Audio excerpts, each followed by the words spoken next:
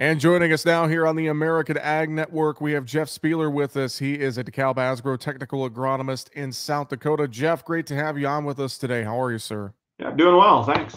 Appreciate the time, Jeff. Let's jump right in and talk about spring planting. You know, we're past Easter now, and a lot of farmers going to be chomping at the bit.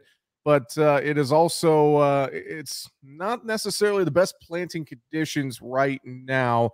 It's more or less looking like it could be a couple weeks yet. Talk about what you're seeing just in general across the northern plains, across the Dakotas, etc. Yeah, so we're seeing a variety of different situations, right? So we've got areas that are really in a wet scenario and dealing with the cold.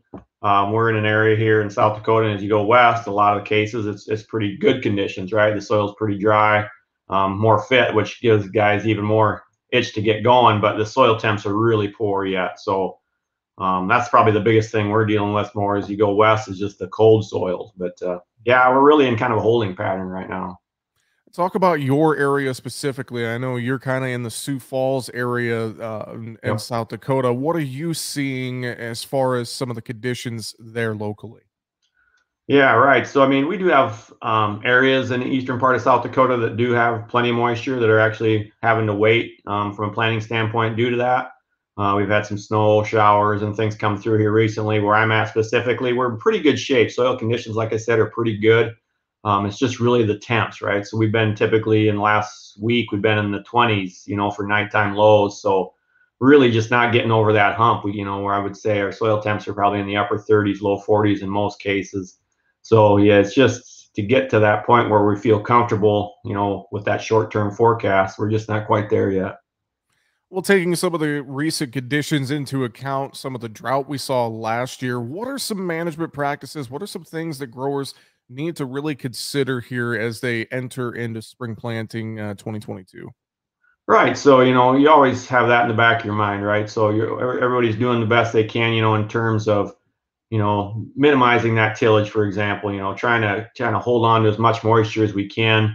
That's something that's always comes into play. But with that though, when you're doing minimum tillage and things, the winter annuals are still there, right? So even with the cold conditions we've had, them are really those weeds are still coming at us. In the last here 10 days, we're really starting to see fields green up a little bit, especially in those no-till situations. So, that's one thing we got to be aware of. Make sure we're going out there with a good burn down. The kochias and the other winter annual. That's some things we're going to have to deal with even in these conditions. So, I think that's one thing to pay pretty close attention to. Now, obviously, we've heard a lot about supply chain issues and availability of products, et cetera, et cetera. Are you Yeah. hearing anything on the DeKalb Asgrow front for farmers here as they get into spring planting? Are there any supply challenges out there they need to watch out for? Yeah, there is. Our retailers, I'll give them credit. They've done a really good job in getting products in place.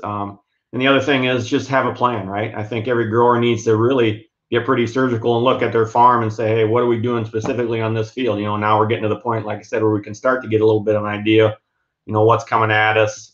Making sure we just go through that season and say, hey, if we don't have enough product, if that product's not in my shed, what is plan B, right? So just having that plan in place. Like I said, we're sitting pretty decent for the most part, but it's still it takes a little bit more planning than it has prior. Yeah, maybe even in some cases, not only having plan B, but plan C, D, E, and F, just in Right, case as you right. get into this growing season. And as well, as we get into the growing season and just looking at where things stand right now, what are some thoughts once we get that crop in the ground that we need to keep in mind as well? Yeah, I think one thing, especially with fertility prices the way they are, people seem to get a little bit gun shy, right, on that post application of nitrogen, right, that we sometimes do that maybe guys are a little bit more hesitant. We got to be careful of that. I think we saw that last year in some cases where stock quality, as we continued to have drought conditions last season, that stock quality in corn specifically started to go downhill pretty quickly. In a lot of the cases where we were a little bit short on nitrogen, maybe we saw some potassium deficiency early. Those are fields that probably saw that impact greater. So I think we still need to be, careful on not getting the right amounts of nitrogen out there when needed. And it's tough when dry conditions are there and you wonder if there's going to be that return. But we've got to be careful on the other hand. And I think when we are doing a split application of nitrogen, we can be more, more efficient with that. So maybe not the big load up front. We can be more efficient with it as we spread it out. Very, very true. Well, Jeff, a lot of great insights and reminders as we head into spring planting. Any other final thoughts you have for us today? No, I think I just like everybody, just try to be patient as much as possible, right? We don't, like I said, if we get into a situation where we're having to, lose some stand, we don't want to lose stand right out of the gate here. We've got good commodity prices. We want to maximize yield this year for sure. Just, make the best decisions we can. We don't want to get into a replant situation. Obviously, that takes us back and yield quite a bit too. So just try to be as patient as possible. Well, and I'm sure if growers have questions and they need to get those answered from you or another Dekalb Asgrow Technical Agronomist, they could reach out to their local retailer or go online, can't they? Absolutely. Yep. We're always available. Definitely. Well, with that, Jeff Spieler, South Dakota Dekalb Asgrow Technical Agronomist. Thanks for joining us today on the American Ag Network. We appreciate it. Yeah, you bet.